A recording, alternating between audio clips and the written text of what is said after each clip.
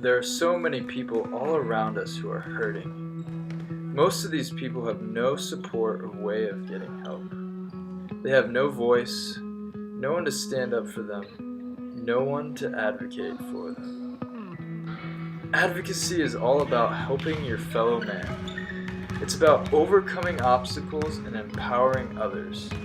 It's about persuading people that matter to care about an issue in the world. At Inside Out, we are advocates for the at-risk youth of Springfield. We seek to empower and equip and teach these kids about the saving power of Jesus. We provide a safe place where they can grow and learn how to be good leaders. During my time volunteering at Inside Out, I had the opportunity to do many different things. I was able to play basketball with the kids, do individual Bible studies, build relationships, help the staff with various chores around the gym, and I even had the opportunity to teach the daily Bible lesson. In the next part of the video, you will see an interview with one of Inside Out's interns. She will explain to you what she does at Inside Out and what God has been teaching her through it.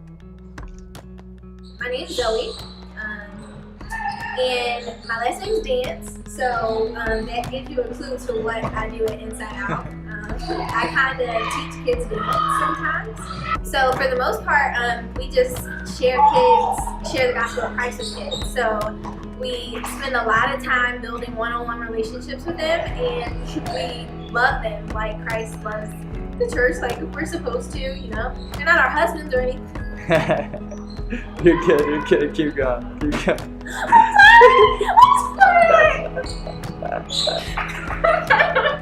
You're gonna edit this. Oh, I will, don't worry. This is great. Alright, It'll make it so much better. Alright, so we basically just spend time building like relationships with the kids and trying to show them the love of Christ through serving. And so some of the ways we do that is we open up a basketball gym, like a gym for basketball.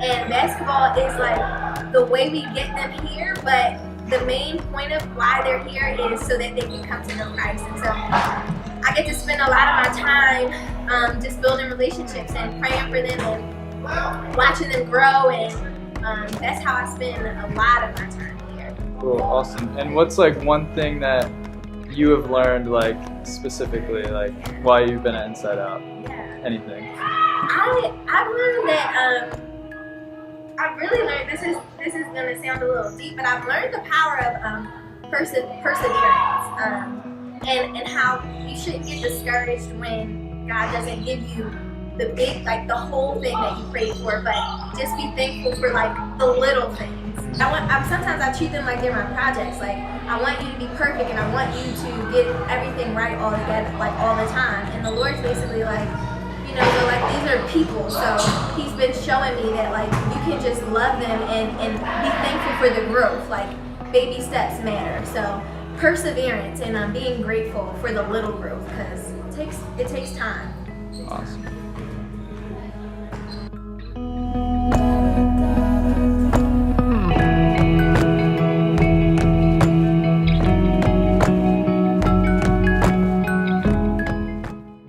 The next clip will show you the man who makes Inside Out a reality.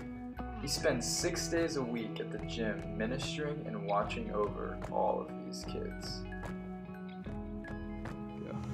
Hey, how's it going? I'm Justin Duvall. I'm from Inside Out Youth Ministries located in Springfield, Ohio at 501 South Wittenberg.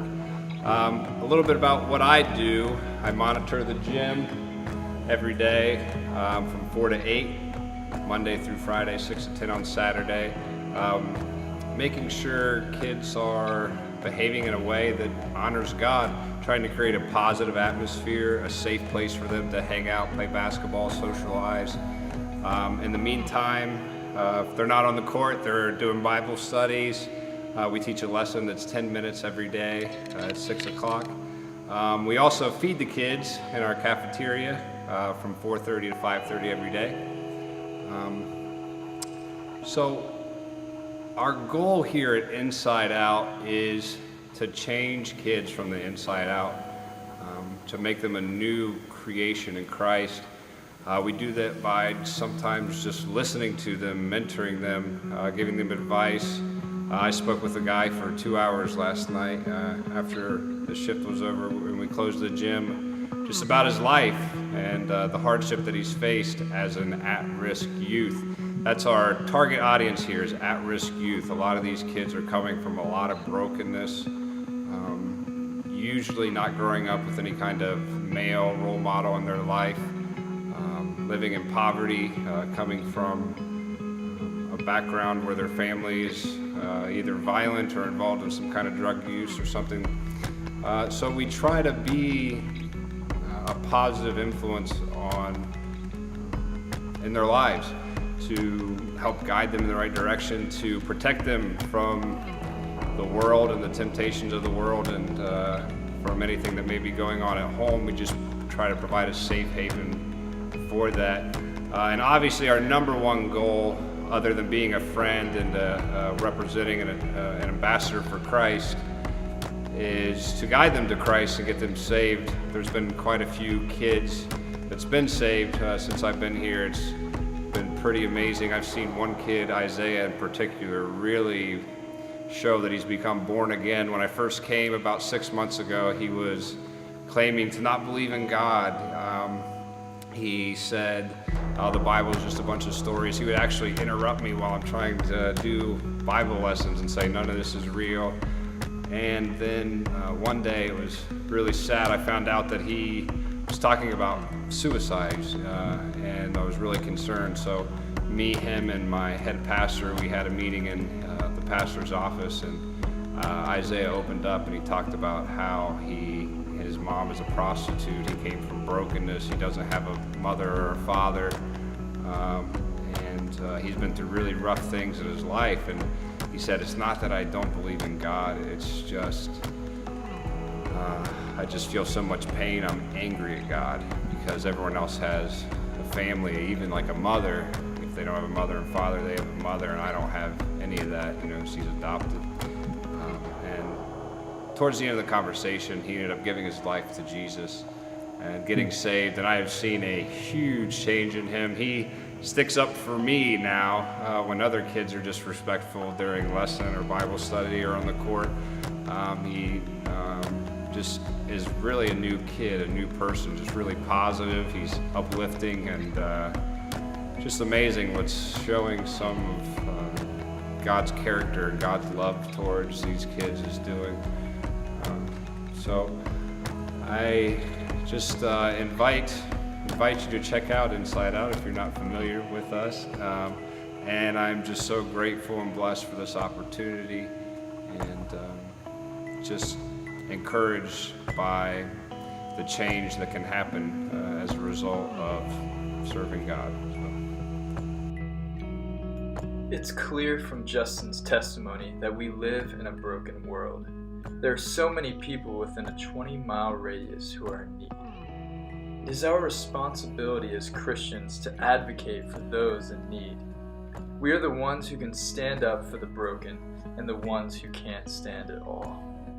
Many of us have been given so much.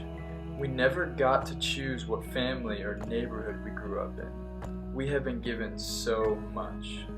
In the Gospel of Luke, it says, when someone has been given much, much will be required in return. And when someone has been entrusted with much, even more will be required.